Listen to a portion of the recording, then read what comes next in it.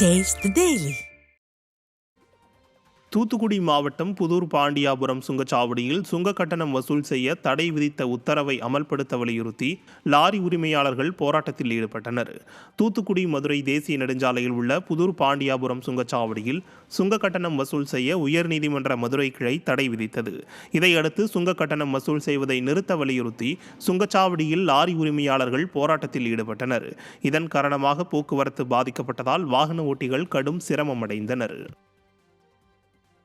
சென்னை பள்ளிக்கரணையில் 9 வயது சிறுவனுக்கு கொரோனா உறுதியாகியும் பள்ளிகளில் கட்டுப்பாடுகளை நடைமுறைப்படுத்தாதது பள்ளிக்கல்வி மற்றும் சுகாதாரத்துறையின் அலட்சியத்தை காட்டுவதாக பெற்றோர்கள் குற்றம் சாட்டியுள்ளனர். ஒமைக்ரான் பரவல் வீரியமற்றது என கூறி மாணவர்களின் பாதுகாப்பை புறக்கணிப்பது மன்னிக்க முடியாத குற்றம் என பெற்றோர் சாடுகின்றனர்.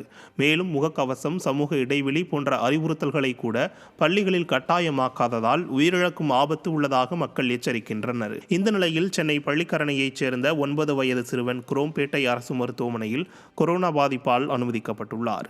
விடியா திமுக அரசு தொற்று பரவலை கட்டுப்படுத்த தவறிவிட்டதாக பெற்றோர் குற்றம் சாட்டுகின்றனர்.